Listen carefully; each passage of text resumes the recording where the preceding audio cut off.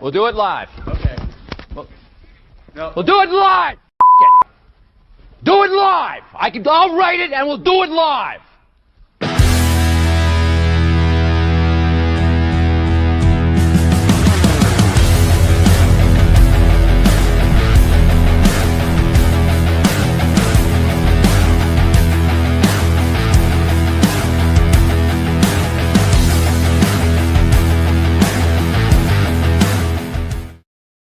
Oh, good evening, good evening. Good evening to you, Dr. Jared Johnson. We've got two people in here watching us, so it's going to be a loaded show. Oh boy. Not good. This time change is really screwing with me. I just looked out the window here. Okay, we jumped up to 12. We got a little group of people in here, but the time change is screwing with me a little bit. Are you struggling with this at all?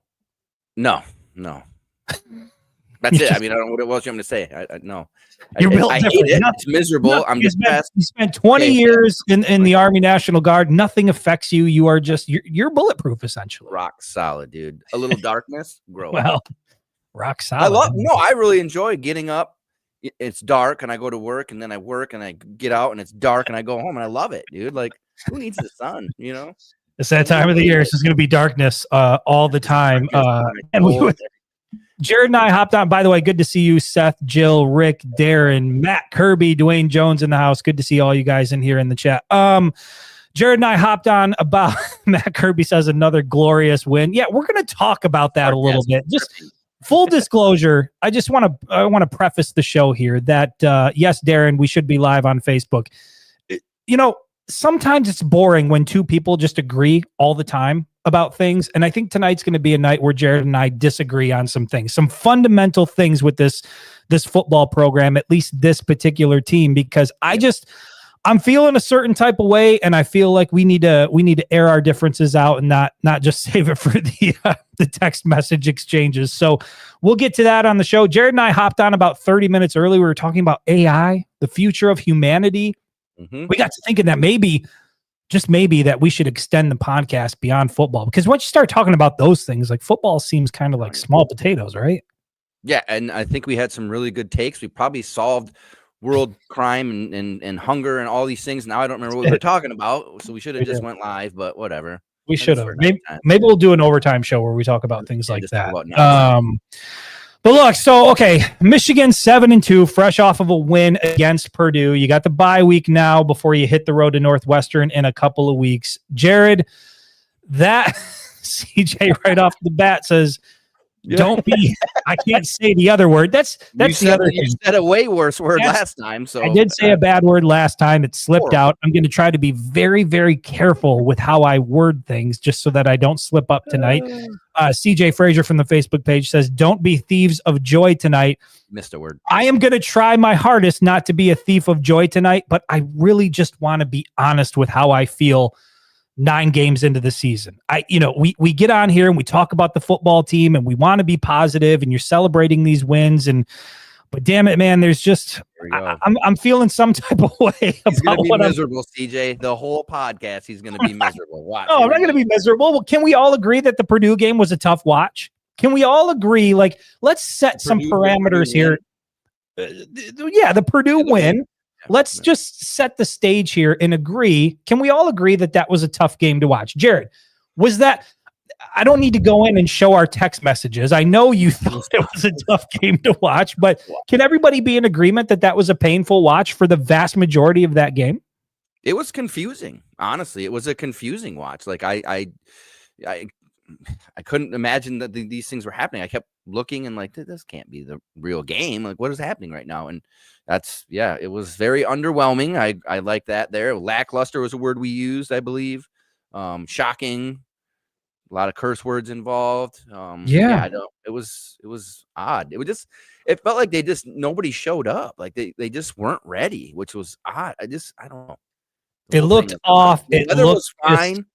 It was great football weather. It wasn't windy. I don't know. He was on the edge of his seat. Great win. This is the same guy, by the way. Matt Kirby was a big Cade McNamara guy. So, he's always rose-colored glasses. He loves, any type of success, which is great. So let's do this. I want to set the stage here and just say that we all want this Michigan team to be great. We all want the Wolverines to be successful. None of this is personal. None of what I'm saying is personal. Don't take it personal. I'm not trying to be a bad fan here, but damn it, Jared, we have got to talk about the Michigan passing offense. We have to talk about it. You and I talked about this on the last podcast, and we were kind of in a different place where we felt about this. And a lot of that comes from the fact that Michigan is finding success on the ground. And so we've got a handful of segments that we're going to run through. But again, what I want to do is just set the stage here. Jared, a couple of key points before we get going. Michigan's pass offense, okay? Michigan's pass offense ranks 105th nationally. Think about that. 105th nationally out of like 133 teams. They're fourth in the Big Ten Conference. They're only ahead of Wisconsin, Northwestern, Penn State, and UCLA. Not exactly playoff contenders here. And by the time Michigan takes the field in 2 weeks against Northwestern, it will be nearly 1 month since Bryce Underwood's last touchdown pass. In addition to that, only 11 passing attempts from Underwood in the second half of the last 2 games. Only 11 passing attempts in the second half of the last 2 games. So, Jared, here's my question to sort of lead off this conversation about Michigan's passing attack. A, what is going on with the pass offense? Do you think the coaching staff is protecting Bryce Underwood, or do you think they're holding him back? And I guess overall, should the expectations from Michigan fans be higher, particularly when you have a true freshman quarterback who says they ain't never seen a true freshman QB like me? Jared, can you answer those questions for me? Well, you threw them all at me, which I think was unfair. Well, let's start with the one. What is going on with the Michigan passing attack? I'm going to start with this. And I hate to say it, this is Michigan football. This is who they have been. So I got some stuff for you that I'm going to throw back. JJ played 28 games. Over half of those games, he completed less than 15 passes. He had 13 of those games with less than 200 yards, to include Penn State in 2023, where he had 60. Maryland 2023 had 141. Ohio State 2023, 140. Big Ten championship game, Iowa, 140. National championship game, 140. This is who Michigan is. Like, Bryce he's thrown for over 200 yards 3 of the last 5 games. Granted, Michigan State was a disaster, 86, but we talked about that where he had RPOs 16 times and 15 times he handed it off. That was his decision, right? They gave him the option.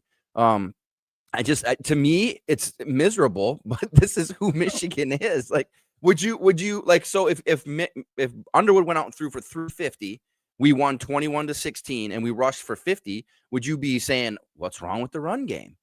Or would you be happy? No. So, like, either way, we won the game. It wasn't pretty through the air, but on the ground, absolute dominance. Like, to me, like, Jordan Marshall was absolutely dominant. Anytime they needed something, just throw him in there. You know what I mean? And you're not, unfortunately, with the ground and pound games, you're not going to win big. Didn't play in the fourth quarter. I'll give you that. And solid point here from Dwayne Jones. He says, to be fair, JJ McCarthy didn't play in the fourth quarter a lot. That was something that we talked about, and a lot of people did. We're watching the stat lines with JJ, and we had to constantly point out, and it came from a lot of rival fans. We had to constantly point out, like, JJ wasn't playing much in the second half because Michigan was up and they were comfortable and they could run the ball behind that NFL caliber offensive line. Penn State, 7 for 8, 60 yards. He played all the way through the fourth. Ohio State, he played all the way through the fourth. Iowa, he didn't because it was a Big Ten championship. They got up early. And Washington, he played to the end. So, those are some big games where he didn't show up, you could say. You know what I mean? But they knew they could run the ball. And whether this offensive line is good or bad, they look like they're not that great at pass blocking. So it is tough on Bryce. He seems like he was on the run quite a bit, even against Purdue, which was a little bit shocking to me. He missed some good. I mean, he missed some passes, or especially early on. I mean, the one to Zach Marshall, that was egregious. I mean, he was wide open, and was that Marshall or was that Marlon Klein? I thought it was Marshall. Maybe he missed Marlon Klein. Somebody can correct us down. He might have missed both of them. I know he missed one to Marshall. I know Marshall was out there quite a bit too. But either way, to me, that was where that. And if you watched the Lions game yesterday, you don't have to switch the Lions. Tom Brady was talking about it because he had JJ on there, right? And he was talking about the advancement of JJ McCarthy and how when JJ first came out, he was just throwing lasers, rockets, whatever. There was no touch on the ball. And we remember he could not throw a deep ball because he had no touch. And so Brady was talking about that 1 ball and the 2 ball. The 1 is your speed ball. The 2 is your touch. And so he was calling out JJ as he was playing in the Lions game. And I was thinking about Bryce, like, damn, he rarely throws that 2 ball. Like when he gets in a rush, he's on the edge or whatever, he's running away. It's a laser, and that's it. And that's why he misses a lot of them. So again, I know he's 9 games in, and we got to start expecting more of him. But also, he's 9 games in, and in high school he could get away with a lot of shit that he can't get away with right now. And I think he's gonna just touch. I agree with you. Hopefully these next couple games they do throw more, and they do put him in situations where he has to have some touch. But yeah, he missed some for sure. He missed some. Yeah. Yeah. I mean, a couple of them, he's over 200 yards though. You know what I mean? A couple probably easy completions. He's over 200. Are we even talking about it? Right. So that's where it's at. It's difficult. You can see it in the way that he plays and performs. You can see the future. And so this isn't about like doom and gloom, like, oh my God, is the Michigan football program about to fall off a cliff or anything like that? You can see that he's got all the tools to be successful. I think the biggest question mark is the development going to be there? And people are looking at Bryce Underwood from week 1 to game 9 and saying, like, where is the development? Like, in what areas have you seen him develop? Jared, one of the things that has become a common talking point, I guess, among fan bases that I see from week to week is this question about, the coaching staff has to open it up. They've got to stop protecting him. They got to stop holding him back. So that was part of what I wanted to ask you. And I'm going to ask that again. How much of this is coaching staff protecting Bryce Underwood versus Bryce Underwood just not taking full advantage and executing on the opportunities he's given? I think he's just not executing, right? And again, just to pull up another stat line, and I know everybody hates these, but Bryce is at what, like 61% completion ish for the year? Yeah, right around there, 60%. Yep. Yeah. So JJ's sophomore year, when he actually took over, 64%. That was his completion. But he was doing the same thing Bryce is doing. Everything is a gun. Everything is, I got to show you my arm strength. Like, I can fit the ball in any spot. You know what I mean? And I believe he had more interceptions that year too, if you think about it. But the next year, he started hitting deep balls when he needed to. He had a 300-yard game. He showed that he can be present. And I think they're just right there. Like I said, he was 2 or 3 centimeter throws away from being over 200 yards, and we wouldn't even we'd be saying, hey, it was just a weird game. He had 200 yards, we had 200 yards rushing. Our defense, who knows what happened? We would be a little bit more confused. But he threw for 147, and now we're saying, maybe, I don't know. Well, I'll tell you this, he was more than 2 centimeters away from missing Donovan McCulley wide open in the end zone. Yeah, Donovan McCulley was probably open by about 20 or 30 yards in the end zone when Bryce threw that pick. And, that's a play where it's like you can throw your hands up and just say, look, he's a young quarterback. He's trying to learn. He's developing. But I guess that leads into the next question, Jared, that I asked you, which is we're doing this a lot with Bryce Underwood, where we're trying to say, hey, he just turned 18. Hey, he's just a true freshman quarterback. And I think fans are trying to square that up with, we get all that. We get he's young. We get he's a true freshman quarterback. But there's also the flip side, Jared, where guy comes in as a highly rated 5-star, the highest rated quarterback Michigan's ever signed. They give him a $12 to $14 million NIL package, depending on who you listen to and what information you're receiving. And then you get Bryce Underwood himself, who says, when asked by Jake Butt, they ain't never seen a true freshman like me. And so if you're a fan and you're sitting back and you're looking at what's happening on the field, but you're also seeing these other things and some of the things that are being said about him or by him, as a fan, isn't it fair to have a higher expectation above what you're seeing play out in front of you, in particular, just the passing game? Some of it, yes, but not because an 18-year-old, at the time, I believe he was 17-year-old kid said they ain't never seen. He's 17, 18 years old. What do you want your quarterback to say? Well, I hope I come out and do okay. No. He hadn't been Michiganized at that point. It was very clear. Oh, right. But you want confidence. You want that dog mentality. You want him to think. And he's going into the season with high expectations. He's won everywhere he's been. Everybody wanted him. There's already talk about him going to the NFL in 3 years. He's going to be a number. All these things, and he's a confident kid. So I didn't hate. I hated the comment in terms of he shouldn't have said it. Like, you can feel that way, but you keep that one to yourself. And I'm sure Sharon said, "Hey, buddy, come over here. Let me talk to you a little bit." I don't know. When it comes to well, you see his answers now, right? Yeah, it's like, well, I played a football game, I threw Quite the a bit more ball. polished, yeah. Sometimes I didn't throw the ball, and we won. Like, what? He didn't even say anything. So he's very politician now. But the money thing, I get where fans are frustrated with that. Because it's just, especially in just today's society, you got a kid making that much money, and tickets are expensive, and going to the game is expensive, and people can't take their families, and this kid's riding around in Corvettes and throwing for 100 yards. So yeah. I get the frustration there. But the other question is, would you rather have him be at LSU? I mean, who else would you rather have than Bryce Underwood right now? Like, you're going to go through growing pains with a rookie, a freshman quarterback. Peyton Manning, his rookie year in the NFL, threw like 30 interceptions. He turned out fine. Get it. Turned out just fine. I think we are all at a place where we're willing to accept. When Sharon Moore named Bryce Underwood as a starting quarterback, I think we were all at a place where we were willing to accept and knew that mistakes were going to happen, that you were going to see instances of a true freshman being a true freshman. I don't necessarily even think like mistakes are really the biggest issue. It's just there's not a ton of the other stuff that we thought we were going to see, the big type explosive down the field aerial assault type thing that you thought you might get from a quarterback like Bryce Underwood, in addition to the errors and the freshman type mistakes. And I think that that's where people are sort of sitting back and saying like, hey, wait a minute, like, is this thing as good as we thought it was going to be? And Jared, before we went live, you and I talked about a 3-game stretch there with USC, Wisconsin, and Washington, where Bryce Underwood was putting up decent numbers. The wide receivers were getting heavily involved. But again, the last 2 football games against Purdue and against Michigan State, who, by the way, are Big Ten bottom feeders, neither one of those teams, I think they're a combined 0-12 in Big Ten play, those 2 teams. Bryce Underwood has not thrown a touchdown pass against those 2 teams. And so when you look at that, I get it. They didn't have to. They didn't absolutely need it. They were able to run the rock, and that probably goes into it. But a lot of mistakes were being made. Some people were making the case that it looked like he was actually regressing a little bit. And I think that there's this question about, is he as far along now after week 9 that you thought he would be going into the season? Jared, when I ask you that, I mean, based on where he's at now after his last game, and when you sit back and you look at the progression over the season, is this where you thought Bryce Underwood would be at this point in the season?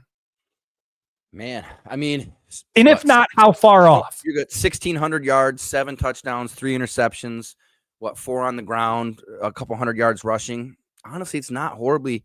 I mean, if you told me that Bryce starts and he throws for 2,500 yards and say 15 touchdowns, which he might not get to the 15 touchdowns, but he could very well get to over 2,000 yards, probably not 2,500, but I would have been okay with it. I mean, he's going to go over 2,000. You know what I mean? And again, I hate to do the JJ comparison. He's right on trajectory with what JJ was doing. And then you look at a guy like, I watched, unfortunately, the Ohio State game, right? I had to watch it. Julian Sayin looked fantastic. And then Nick Saban made a comment about his performance and said, well, yeah, he was kind of making fun of himself, but he said, yeah, he spent a year at Alabama as a scout quarterback playing against Alabama defense. So then you look at Sayin and people are like, well, he's a freshman too. He's not a true freshman. He spent a year playing against an Alabama defense that was loaded with NFL talent. So he's really a second year, and so you hope that next year you see that growth from Bryce. I don't hate where he's at right now. He's going to make mistakes. He's making a lot of mistakes. I think he's missing open guys, but I think that there was comments in here. They just need to slow him down. And I'm telling you, nobody in here knows, even us, what that transfer from being at a high school level to a D1 Big Ten level is. I'm telling you, I went to a junior college from high school, and it was a different sport. It's I can't even imagine that. So it's going to take him a little bit to get there. And I don't think he's on a bad track. He's not making horrifying mistakes over and over and over. You know what I mean? 3 interceptions, I mean, 61% completion. I'm with everybody in the comments. The accuracy needs to improve, but I think they just need to say, slow down, buddy. Like, when it's open, it's open. So many times I think he could just float that ball, like you talked about Marlon Klein, Zach Marshall, Donovan McCulley. I mean, gosh, man, you could chest pass those and just get him out there, but no, I don't think I think he's kind of where we thought he would be. He's a freshman quarterback. Yeah. So where I'm at on that is I don't think it's as far along as I would have thought. When I look at 7 touchdowns, 3 interceptions, when I look at the numbers, when I look at 60% completion percentage, I guess maybe I'm a victim of all the hype going into the season. I thought the numbers would be bigger. Now, I do think a big part of that is an offensive line that struggles to pass protect. And I think Bryce Underwood is bailing early when he feels the pressure because he feels like he's going to get sacked. And when he gets out of the pocket, sometimes he looks great making things happen on the fly. And other times it's like he loses his eyes and there's people that are open downfield, but he just can't find them. That one against Purdue is a perfect example where he threw the interception versus, I mean, dude, I could have made that touchdown pass to Donovan McCulley. Literally nobody within 30 yards of McCulley. He's just standing out there. And maybe that's why Bryce didn't even look, because how could anybody be that wide open? But when you're the starting quarterback at the University of Michigan, those are the plays that you've got to make. And so when I watch him, I see flashes of greatness. And you and I talked about this on a previous podcast where Bryce Underwood feels like a guy who's just inevitable. It's inevitable that he's going to be great. But the conversation right now isn't about where we think he's going to be. It's where is he now? And if I got to gauge where he's at now versus where I thought he would be, he's behind where I thought he would be. This offense is behind where I thought it would be. This passing attack is behind where I thought it would be. And I think that's what I'm struggling with, because you square that with a team that's 7-2, has two very winnable games on the schedule coming up before you get to Ohio State. And it seems like this thing is trending toward the Wolverines playing for potentially a playoff spot, that final game in November, the regular season game. But it's I guess let's roll this into the next segment, because this is something that I want to ask. And I wonder, how important is this to fans? The watching experience. Jared, from week to week, just based on what you've seen so far from this team, I just want to ask, is it an enjoyable watching experience? When you sit back and you flip on the TV, and just shoot me straight, are you enjoying what you're seeing play out in front of you? No. Nope. And it's not what anybody wants football to be right now, right? Like the NFL rules, all the rules they make are for the offense so that they can throw the ball, protect the quarterback. Everything's geared towards throwing the ball through the air, right? But again, I will say I watched the Ohio State game, and you know what? They couldn't do that game, which they won handily. They couldn't run the ball. They could not run the ball. So the announcers were even talking about Ohio State's best asset is throwing. So people think they're this mighty, vaunted team because they score quick. They do throw the ball. But I'm telling you, Bo Jackson, the freshman running back, he was stuck at like 30 yards, and I know for a particular reason, until he busted one late at the end of the game. They weren't moving the ball at all. They were averaging like 3.8 yards per carry or some nonsense like that. But no, it's not fun. I'll be honest. That Penn State game where they ran it 33 straight times wasn't fun to watch either. You know what I mean? That's not fun football. It's embarrassing for the other team, I think, that they can't stop it. But as a fan, no, you don't want to see that 33 straight times. It's exciting to see these long runs, but for a fan, a deep 70-yard pass is not is more exciting than a run. I think it is what it is. See, and look, right here, I think this is like a perfect example of like how different people experience the same thing differently. Micah Johnson from the Facebook page says, I felt a lot of emotion on Saturday, but joy wasn't one. And then right after that, you get Bobby, who says, it's fall, crisp air. I always enjoy watching the Wolverines win or lose. And so there's those two different mentalities that are at work here. And I want to ask you this, because I am curious. At the end of the day, we're sitting back and we're spending 3 hours watching a sport, right? It is entertainment at the end of the day. And I'm wondering, like, how much value do you put into that? How important is it, Jared? Like, the way I was thinking about this Michigan team is like, yes, they're 7-2. I get it. It's kind of like when you watch these award shows, and it's like the Oscars or something, and they're giving this away for like best picture, whatever it is. And you're seeing these promos play for these movies. And you're like, I haven't even heard of these movies before. And they all look terrible, but they're up for all of these awards. Like, how much does it matter that you enjoy actually watching the game itself? And I guess let me phrase it this way, because I wrote it down and I want to make sure I phrase it the right way. Is it fair for fans to want to watch football that's both successful and fun to watch? And what is the point of winning if fans aren't enjoying it? Am I a bad fan, Jared, for actually wanting to enjoy the actual game versus what the result is? I guess that's the question. Yes, you're a horrible fan. Because that was my question back to you. If Michigan won every game this year, all the way to the national championship, 3-0 on a field goal, miserable football, right? Nobody can move the ball on either side. Michigan wins by a field goal 15 straight times. Are you going to bitch and moan the whole time? Yes, See? Jared. Look at. Are you telling? No, hold on a second. Let's hang with this. Win. Let's hang with this a minute. Because that's kind of the point of what I'm talking about. Is perfect example. Like we look at that 2023 Michigan team. Let's just say it's still a 15 game season from week 1 to national championship. Let's just say that's what it is. 15 games of winning by a field goal, not being able to pass the ball, just getting by. I guess I'm at a point where it's like, yes, you want to win a national championship, but I don't want to spend 15 weeks looking at my TV being like, what the hell is that? What the hell is that? Like, I want to enjoy the product as well. And I feel like I'm just not really like enjoying what I'm seeing. Would it be great to watch them win a national championship at the end of the day? Absolutely. But how much of it in between that time matters? That's 3 hours every Saturday that you're spending investing into this product. I would think a big part of it is you want to enjoy what you're seeing and not spend the entire time sending the types of text messages back and forth that we're sending. So Flash, but who cares who wins or win? You just picked Flash. You are shallow, my friend. I'm not exclusively picking Flash. I want some Flash and winning. There you go. That's what I want. And I think that's really what it is. I want Flash and I want winning. I love when this team wins. We all want to see them win, but I also want to sit back and enjoy the product. I want to be able to watch this team drive by drive, do some things that make me go, wow, that was incredible. And you get to see some of that with Justice Haynes. You get to see some of that with Jordan Marshall. Yep. But there's just not the type of explosiveness that I thought we were going to get out of this offense. And so when I turn on the Wolverines on Saturday, or when I'm in the stadium and I'm standing and watching it, for the vast majority of the game itself, I'm like scratching my head and wondering why things are going the way that they're going. And to me, when you do that week after week, it just doesn't feel like an enjoyable experience. And I'm just wondering, like, how much of this is really about being an enjoyable experience versus just getting the win? And it was kind of what you said. Like, you're fine with it being shitty game after shitty game as long as it's WWW championship.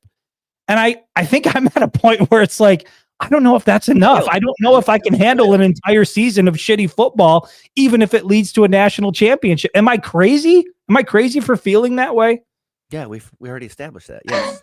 I can't see. Are people arguing now? Do people in the comments think I'm crazy for feeling that way? Am I crazy? That guy said deactivate your entire Facebook. Wow. Okay, fine. I think it's split with the fans. I think that they're like, a lot of them are saying, yeah, we want the win, but like we expected more. And I think that's what you're saying. You expected more, and now you're not seeing it, and that's a little disheartening. And I get that. Like I expected Bryce to be a little bit further along. But I at no point going into this season, like, I don't think he'll ever throw for 300 yards this season. I never thought he was going to ever going in. When he hit 270, I was shocked. I think you and I were texting, like, is he going to get to 300? That'd be crazy. It's just not who Michigan is. I don't know. I came up with a different type of football where I grew up too. Up in the UP, quarterbacks didn't do anything but hand the ball off. Like, that's what we did, right? We just ran the ball. So I'm used to this. Bobby says, old saying rings true. I'll take an ugly win over a pretty loss all day. I've seen a lot of, you know what? Yeah. Here's the thing. I've seen that said after a lot of Michigan football games. I'll take an ugly win over a pretty loss. That has become a reoccurring theme after a lot of these Michigan football games. And Bobby, I guess I'm just at a place in my life where it's like, I don't want to be talking about ugly wins anymore. I want to see some pretty wins out of this team. You got a $12 million quarterback. You've got some weapons on the roster. Like, I want to start to see some pretty things. Donovan McCulley's a weapon. Andrew Marsh is a weapon. I got to be honest. I'm not sure that Donovan McCulley is a weapon anymore. I'm just not seeing the dominance from a 6'5", 225 receiver who wears number 1.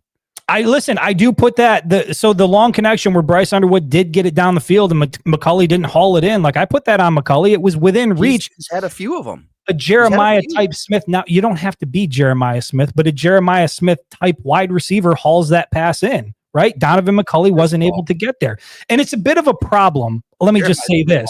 Everything, by the way, I watched that game. He's unstoppable. And well, yeah, and he's got like 56, 57 receptions on the year. Like he's got double what the leading wide receiver on Michigan has so far this year. Like they are 27 touchdowns in 25 games. Correct. They are leaning on their strength. And it's yin and yang when it comes to Ohio State and Michigan.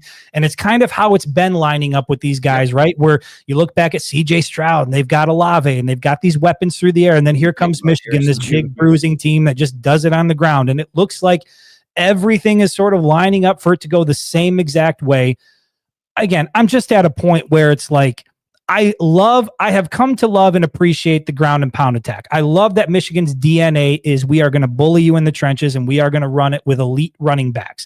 Savion Hyder coming in, Jordan Marshall going to be there. We'll see what happens with Justice Haynes. It's unfortunate that you're losing him for the season. That's a huge loss. But I like that that's Michigan's DNA.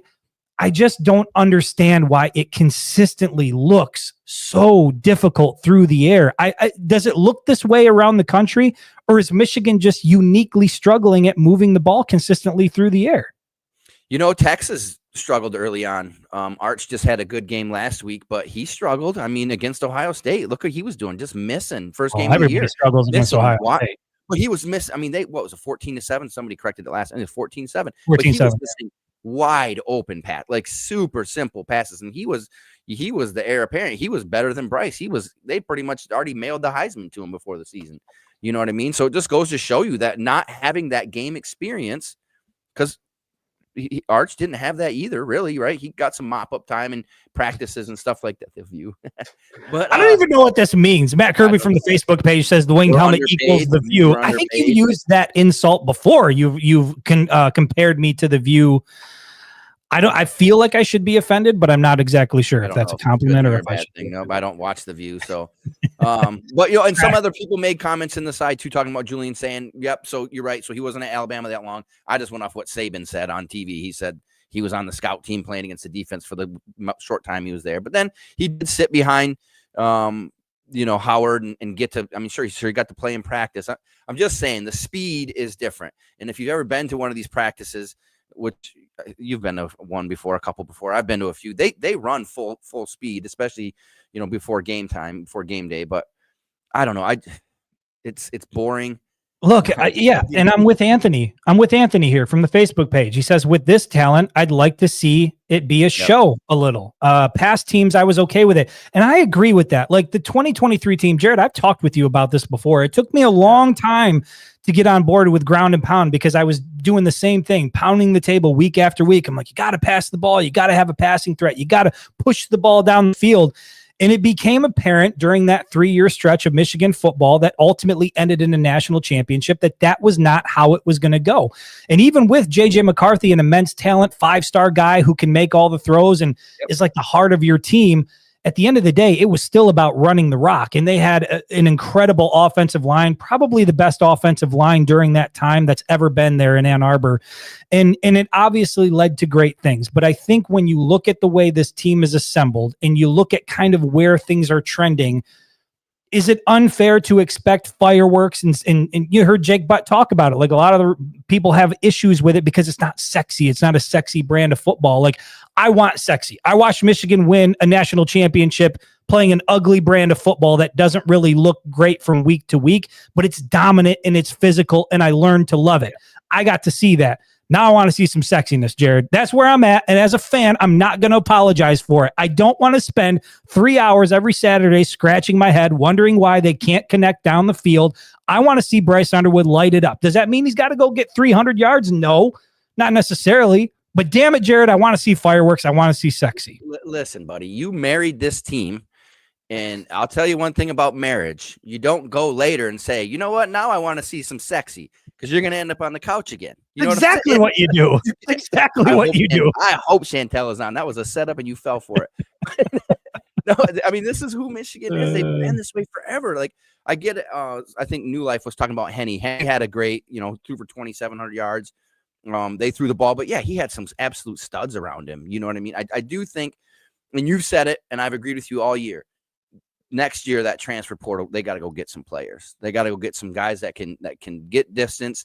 Because if you watch this, if you actually slow down the tape and you watch these receivers, there is very little separation. They're not. Bryce is being forced to throw very accurate passes. Oh, she was on just in time. Yeah, I did it. But yeah, no, I just wouldn't be the first time. They're not doing what they need to do. Yeah, we saw Browder in there. He had a couple catches, dropped one too. I mean, it's just that receiving core is not. Did he drop it or was the ball off? I didn't see Browder drop anything. I saw. He had one catch. I think he had a drop. He had one drop. I'm almost positive, but there's just not that separation. And again, there's a difference. I hate to keep saying it, but I watched that Ohio State game. I actually watched the whole game. Those receivers are wide open. Sayin is not. He's accurate as hell because he's just dropping it in bucket. I mean, the couple that I watched Jeremiah Smith get, I mean, he beat the guy by 5-10 yards. It's just Carnell Tate. He's beating dudes by 5-10 yards. Their tight ends are coming across the middle and they're settling where they need to settle. They're not continuing, which is another thing. Our tight ends don't settle on a zone. They continue to run, which no, stop. Big target, let Bryce throw it. Times when Klein and Marshall were doing that, when they stopped and settled in. But the receiver difference is a big deal. So those receivers need to get aren't coming to Michigan, and we got to change that. Well, somehow we have to change that because we have a quarterback. So we agree then that has to be changed. And so I think that's a big part of the conversation is there isn't a single, no matter what side of this debate you're on or discussion you're on, there's not a single one of us that's sitting back and saying Michigan doesn't need to bring bigger and better wide receivers to Ann Arbor. We're all in agreement that Michigan needs to bring in better weapons for Bryce Underwood moving forward. So here's the last segment I want to do on this passing thing before we move on to maybe a little bit of discussion about Justice Haynes and Jordan Marshall. We've talked about this. Jared, you have said, I say I want more out of the passing game. Your response to me is, but did they win? But did they win? And they're sitting here 7-2, and we've seen it against Ohio State now 4 consecutive seasons going into 5 that Michigan has been sort of built this way. And damn it, if you can go into Columbus like you did last year as a 21-point underdog with Davis Warren as your quarterback and not a single damn wide receiver on the roster and find a way to win, sure as hell they can do it in their own building this year. So we get it. But that also feels like that has a shelf life on it. And at some point in time, Ohio State's going to figure out how to get around that. So I want to ask you, Jared, when it comes to this passing attack, we've spent a lot of time on it. Does it matter? Does it matter that Michigan's passing attack consistently looks the way it does, where it leaves a lot to be desired, where there's not a lot there, and it's just a team that's going to lean on the rushing attack to get things done? Does it matter? Keeping in mind what we all agree to and what CJ says here is they've got to get those types of wide receivers to Ann Arbor. So does it matter that Michigan really isn't that 105th in the nation in pass offense? If you're a top flight wide receiver, are you looking at Ann Arbor as a destination? Yeah, and I'm glad you asked this question because I did some research on this. Here we go. I love research. One thing that Julian Sayin and Bryce Underwood have in common is they are very comparable in their passing attempts. Now, understood, Sayin probably hasn't played some of the fourth quarter, like guys point out about JJ, because they get up big, but they have thrown similar amounts of passes. I think they're both in the low couple hundred, 200s. So for me, if I'm Sharon Moore, I'm going to go to these receivers that I'm trying to recruit next year, trying to get the transfer, and I'm going to say, we throw the ball. We just don't have a guy like you to catch the damn thing. So if you come here, we're going to throw the ball. Can you catch it? Because here's a highlight of Samaj Morgan dropping 17 in a row. You know what I mean? Like, can you catch it? Because if you can catch it, come here. We'll throw the ball to you. So Michigan is throwing the ball. It's just what's happening on the other side. You know, again, I saw Sayin throw some just horrible passes that were egregious. But the guys on the other end, 5-star talents, and they caught all of them. You know what I mean? Our guys would have fallen down, broke a leg. I don't know what they're doing over there, but it's always something. I would use right? that as a recruiting tool if I'm. It's either It's either good pass, drop, bad pass, somebody's open, missed him, whatever it is. Like, it's just, it for whatever reason, week to week, it's not connecting consistently. And we talked about it at the beginning of the show.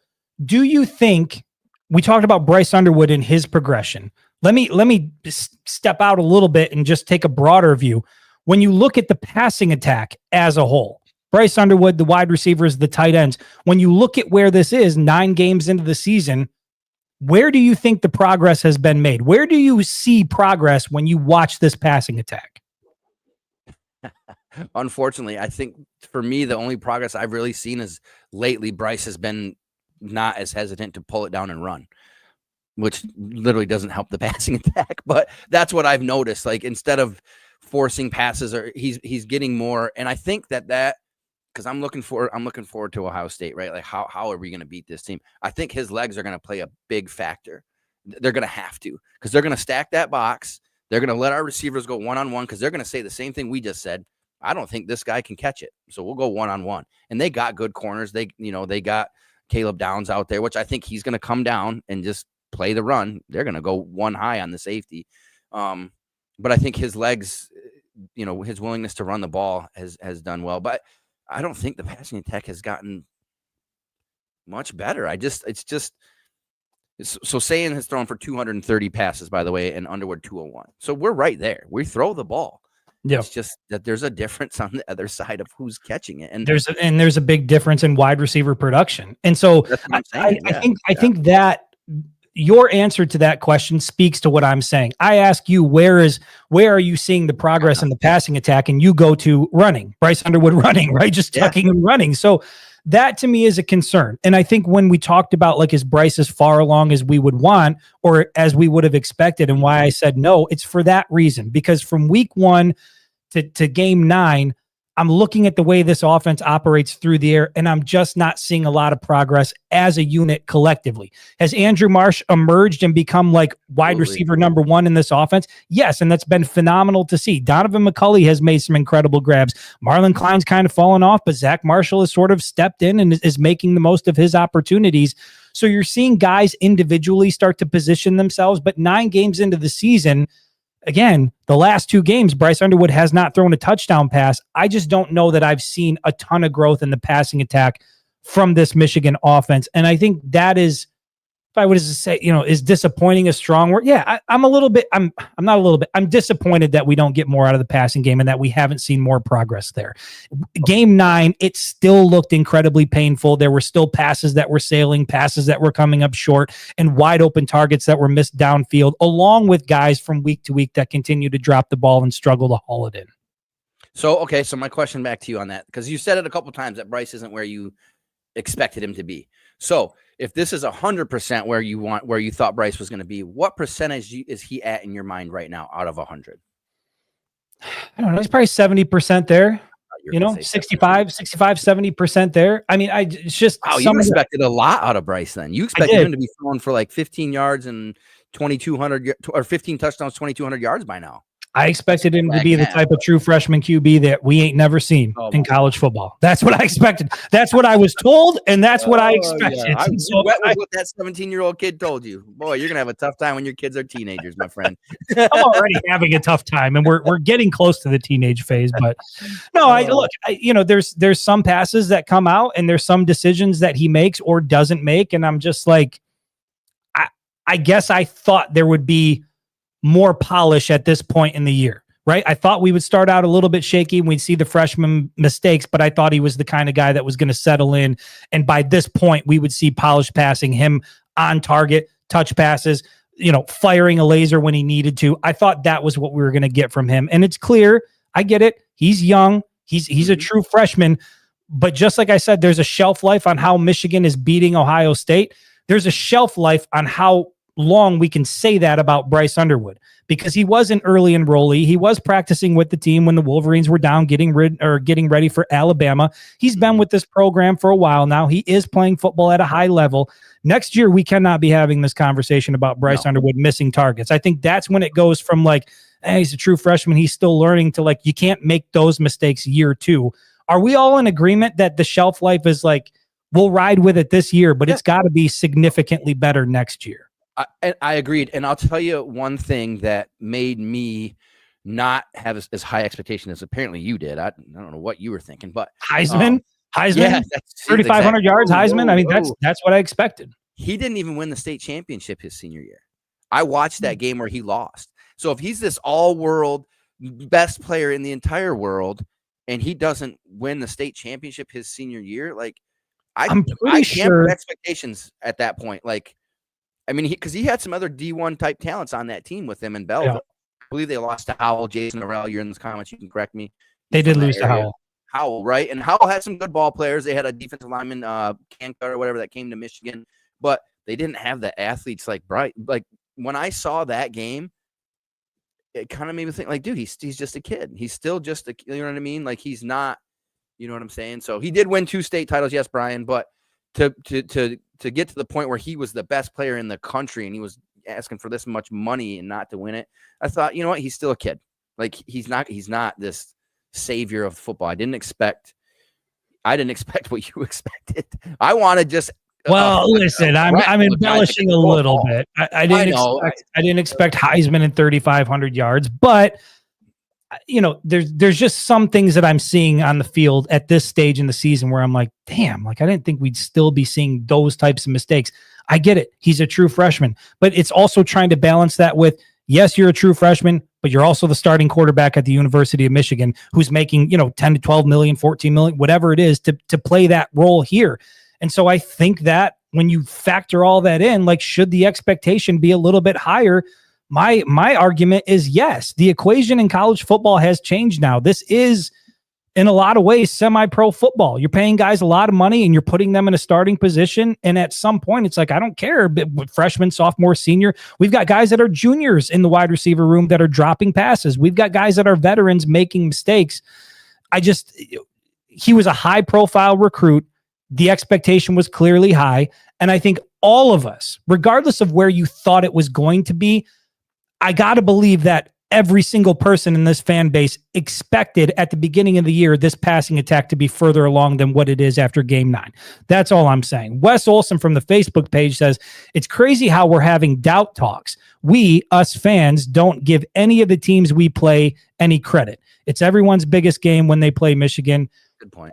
I think there's something to that, right? When Purdue comes to Ann Arbor, it's a big deal for them, right? For Michigan State, it was a big deal. Yeah. And it's a sports cliche. What is the cliche? You play down to your competition. How many times have you been on a team and your coach has said, all right, listen, fellas, we know we're going to beat this team's ass. Please don't go out here and take it for granted because then you're going to lose. You know what I mean? And I think that Purdue game, they were kind of, it was, I think I used the word lackluster with you. They were sleepwalking through that game. They went into that game 21-point favorites, expecting to just walk through Purdue, and Purdue has nothing to lose because they've already lost it all. You know what I mean? So winning at the Big House the night, it was electric. I had a bunch of friends there. They were sending me videos. It was amazing. Those kids from Purdue, some of them probably wanted to play at Michigan, and you get a chance to go in and you play against Bryce Underwood, who's this big superhero of a guy, and he's supposed to be the savior of the football program. And as Purdue, you got nothing to lose. Just go in and hit people, and that's what you got. And you almost lost the game. Yeah. And I mean, you talk about common themes here, Patrick from the Facebook page. I have seen a ton of people mention this, not just in the comments tonight, but throughout the season, that Patrick says at this point, it's coaching. It's a coaching thing, which is worse than just being a true freshman. His footwork in the pocket, his technique, throwing different yardages. He needs to be coached elitely, and he's not getting it here. I'm not a technical guy. I'm not a technical guy. I'm not going to dissect his footwork. I think that there are people that are far more qualified to do that than me. But I guess, Jared, how much do you think some of the lack of progress, or maybe he's not quite as far along as we thought he would be at this point of the season? You seem to think he's pretty much where you thought it would be. Maybe there's a better way to phrase this. Do you think he would be further along and not making some of the mistakes that we're seeing, even as a true freshman, if maybe he had some better coaching around him? I'm not going to call it the coach because I don't know what they're doing I don't know what they're doing behind the scenes, Fair. Right? I don't. Fair. And I'm not like a footwork quarterback guru. I will say there was a comparison that I saw between Arch Manning in that game 1 where he was missing all these passes and where Arch is now and what Bryce is doing. And if you watch those two, that first game against Ohio State, it was so odd. Did you watch that game at all? Which game was it? The Ohio State Texas game. Yeah, I did. Yep. Remember how when he got in like a tough spot, he kept sidearming? Yes. So that's a comfort thing for a guy who's super talented, right? Like the Brett Favres of the world will do that. Patrick Mahomes will do that, right? So these kids get to this next level and think, oh, well, I can still. You can't do that at this level. Like, it ain't gonna happen right now. You're not that guy. And Bryce has been doing a lot of that too, kind of changing his arm angle on certain passes instead of just sticking to what. And now a couple of them he's gotten around guys and it works, but it seems like these guys lean back on their talent instead of like what Patrick is saying, fundamentals, right? So I watched it was the Hard Knocks, actually. If anybody was watched Hard Knocks, and Josh Allen was on there, and they have the screen that they put him in, and he throws passes, and they literally be like, nope, put your arm up right there. That's where you need to be. It's incremental. And they showed how much he's advanced from when he started in NFL to where he is now. Beautiful throwing. And so Patrick's right, I think. But hopefully this bye week, they can get him in there and show him the tape. Like, hey, here's why you're missing these passes, man. Because you're just changing your arm angles and you're doing what's comfortable, but it's not the right thing to do. I remember JJ did a lot of it his sophomore year. Remember, he used to constantly, when he was on the run, instead of stopping planning, he would just jump off that back foot. Yeah. And throw. Remember? And it looked cool as hell. And then it got intercepted, and now you watch him play the Lions. He didn't do any of that garbage. He was pocket, bam, locked in, throw the pass. So I think Patrick's probably, but I don't think it's coaching. I think it's just, you got to break them of those bad habits. When you've been so good for so long, you know what it was like when you played basketball. You were so good. You just had bad habits, and you couldn't break them, and that's why you never became anything. We got a bye week coming up here on Thursday when we do the fan-led show. I think I'm just going to bring my little shoebox of memorabilia I have from my high school playing days. I'm going to show pictures here. I'm going to pull it up on the screen. We're going to take a walk down memory lane of my athletic background, because it might not look like it as I sit here, but your boy could score some points back in the day, okay? I could score some. The show's an hour, so how are we going to get through an hour with your shoebox of memorabilia? You only have a shoebox? We'll figure. Listen, garage. It's a big shoebox. Crammed a lot in there. All the same size, but. Here's Patrick. I think there's a lot of people that feel the way you do, but I think at this point it's too early to tell. There's true freshman, young guy. Is it coaching? Like, I don't know. I think it's probably a combination of a lot of things. I think this will probably be more apparent and when you look at him next year, if you see some of these issues continuing, because I think we will all agree, Bryce Underwood, I said it earlier, he feels like a guy that's inevitable. He feels like a guy who future first round pick, future, going to bring a national championship back to Ann Arbor. We all sort of feel that way about about Bryce Underwood. And we would all agree that if an elite coaching staff can get their hands on Bryce Underwood, he's going to live up to the hype. And so I think that's the task on Sharon Moore and on this coaching staff is, can you get the most out of the guy? This year it's a little bit slower than some of us thought. If it looks the same way next year, then I think you can start to point to coaching more than you can Bryce Underwood and say, hey, why isn't this guy picking up these blitzes? Why isn't this guy, getting his eyes down the field? Why do the fundamentals look a little bit off? But again, in terms of footwork and all that stuff, that's way above my pay grade. All right, here's the thing. We got a ton of comments in here, a ton of more so just comments, people sounding off about how they feel about the passing attack. There's one more segment I want to do in the show. We're going to talk about Jordan Marshall, Justice Haynes a little bit. I want to do that after we come back. I'm going to play a commercial quick from the VFW National Home. Happy to have them as a sponsor. Going to pull up a QR code. And as I said before on the last show, if you scan the QR code that's about to be up on your screen and you donate $10 to the VFW National Home, not only are you helping veterans, $10 or more, right, to the VFW National Home, not only are you helping veterans and guys and gals who have, given a lot to their country that are trying to get back on their feet, you can help them. But not only can you do that, a $10 or more donation will put you in a running to get an autographed Colston Loveland jersey. Hey, man, Colston Loveland seems like he might be on his way in the NFL. Had an incredible weekend for the Chicago Bears. Tough weekend for Lions fans, but a pretty solid weekend for some former Wolverines. So I'm going to run the commercial here. After that, in about 60 seconds, I'll get back and we will talk about Jordan Marshall, Justice Haynes, and the remainder of the Michigan football season here. At the VFW National Home, the mission is to provide unwavering support to military and veteran families facing life's challenges. Because while the military makes great service members, it doesn't always prepare them for life after service. That's where VFW National Home comes in. Since 1925, the VFW National Home has offered families a safe, stable place to rebuild, keeping the family circle intact even when their service member doesn't come home. Today, VFW National Home continues that tradition with programs designed for the unique needs of veteran and military families, such as case management to help set goals for the future, educational, recreational, and enrichment opportunities, along with community resources and counseling, and even free housing and daycare. Through these services, they empower families to heal, grow, and create lasting opportunities for success, all in a positive, safe, and healthy environment. You can learn more about how VFW National Home is helping families reach their full potential at vfwnationalhome.org. That's vfwnationalhome.org. All right, back here with Jared Johnson. Let's talk about something that popped up this week. We kind of knew what was going on with Justice Haynes. We knew he was in a walking boot. And then did it come out today or yesterday that Justice Haynes is going to undergo surgery?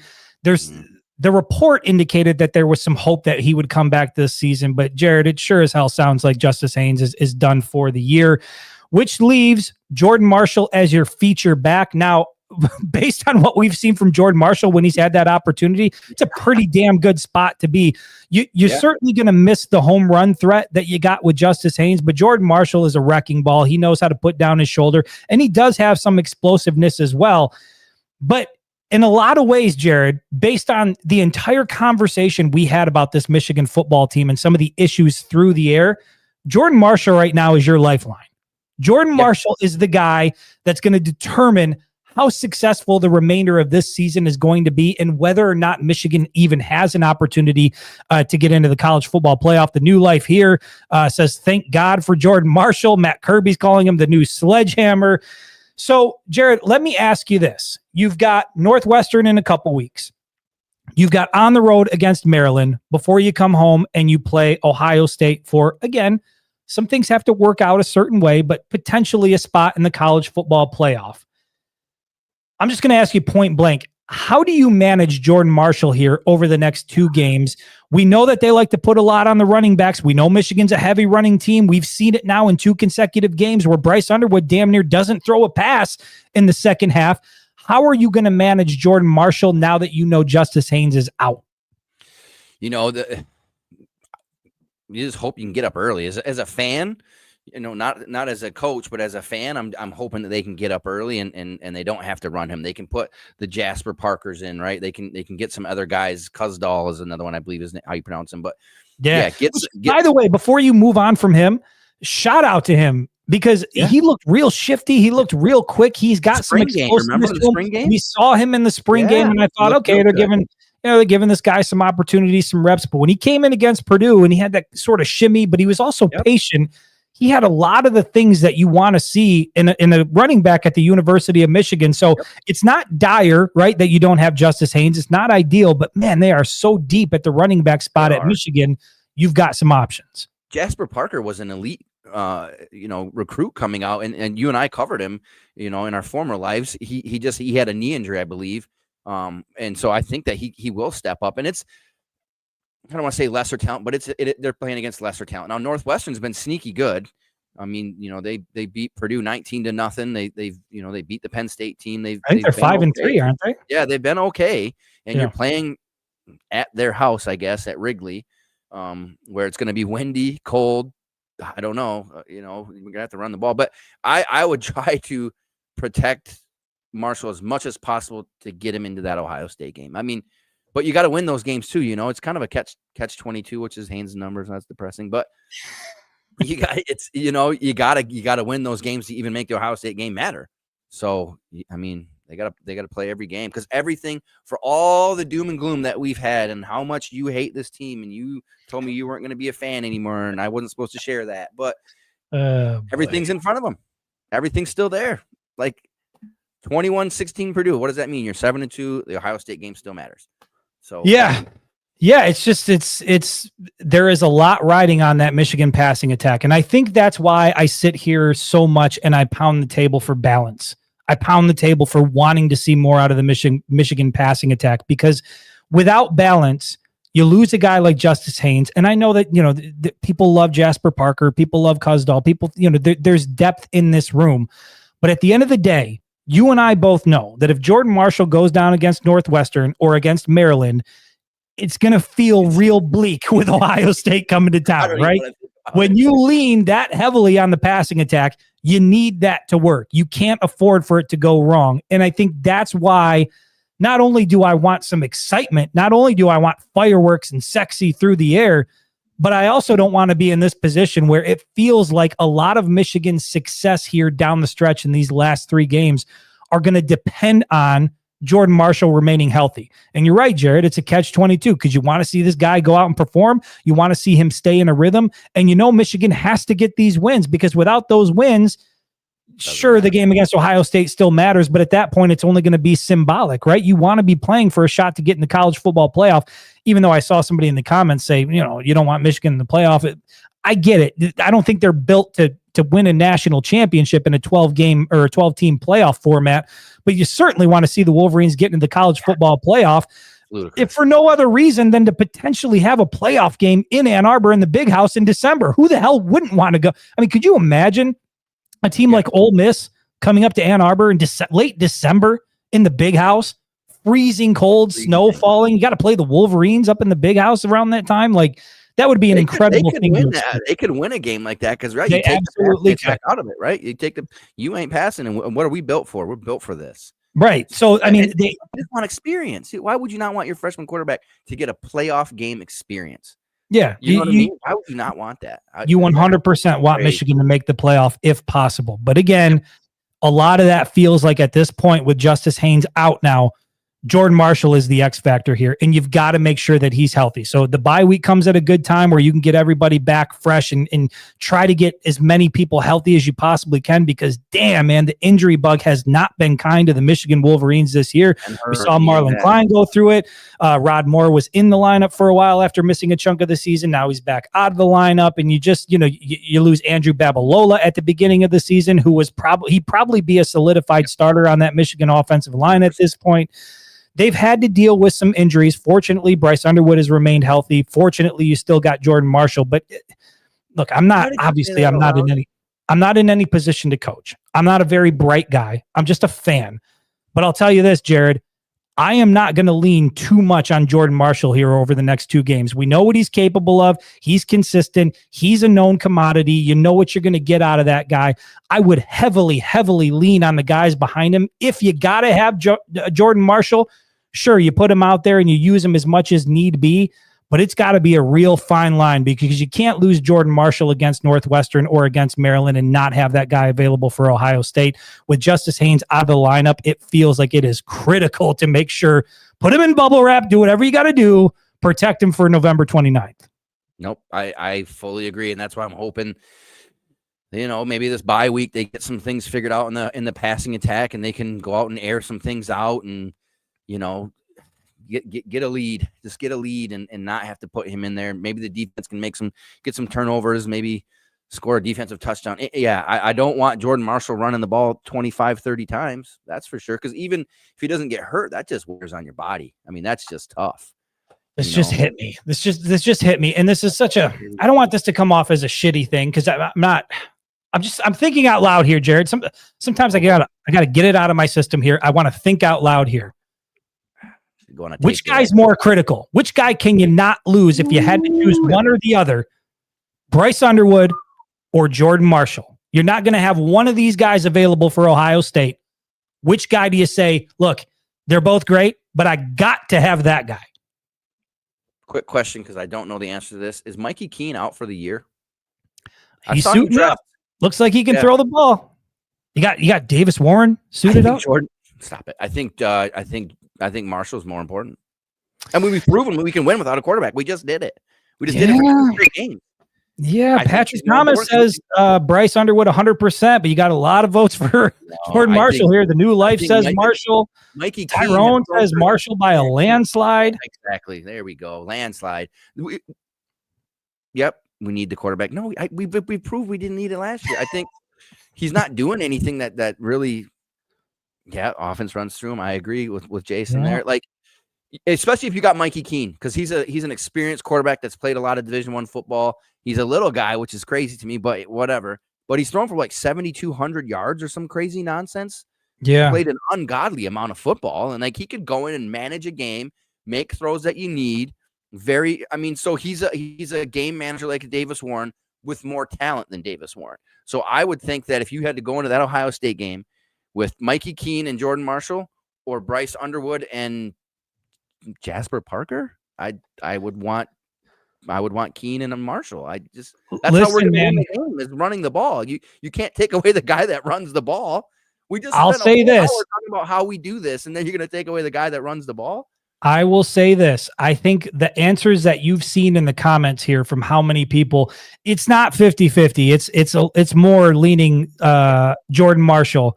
I think that tells you, if I were to tell you at the beginning of the season that somebody would be saying, that the majority of fans would be saying, hey, Jordan Marshall is going to be more important to that Ohio State game than Bryce Underwood, you'd be like, what the hell? What?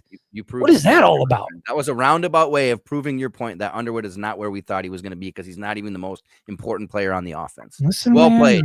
I'm just see how it all comes full circle there at the end. Sometimes sometimes thinking out loud can work in your favor, and that is proof positive. I like what New Life said, though. Hold on. I like because mentioning the fact, too, that Jordan Marshall's from Ohio. So, like, this game, Mr. Ohio, even more than to him. You know what I mean? So, you think he's going to be running hard November 29th? Dude, he's going to be, I think so. Against a defense that's pretty tough. Yeah, I think so. And look, this was Jared and I have talked about this, that we may need to add a third person here. I got to put this up on the screen. Anthony from the Facebook page says, I did get his ass. That's right, Jared. I did get your ass. We talked about this before the show started. We were going to debate. We were going to argue back and forth. I knew that the fans would come over to my side here. I feel like I won the debate. We're all in agreement that we need more from the passing attack. But let me say this. The comment section tonight was absolutely live. You guys were throwing in your thoughts, your 2 cents. Jared and I have talked about this, that it's really hard for us to carry on a conversation while I'm also going through the comments. And I don't want you to feel like we're not able to address the things that you guys are saying in here. So there's a high likelihood that we're going to, at some point here in the near future, add a third person that can go through all of these things, pull them up on the screen so that we make sure we're not missing anything. CJ Frazier is nominating himself for that job. But here's the deal, guys. The show was incredibly active. We really, really appreciate the activity. And then on Thursday, that's the day where Jared and I, we don't put together a plan. We don't really think through what we're going to talk about. We just show up here and you guys guide the show. So if you've got things you want to talk about, if you've got topics, things you want to, you want us to tackle, if you just want me to talk about my athletic history and you want me to show some memorabilia that I got, we can do that. You guys will guide the show. So please, please, please show back up on Thursday. We'll be live on Facebook, live on YouTube. You run the show. Until then, Jared, I appreciate the debate, but I think I'm the guy. I'm the guy that won this one. All right. Take care, everybody. Appreciate you. We'll see you Thursday.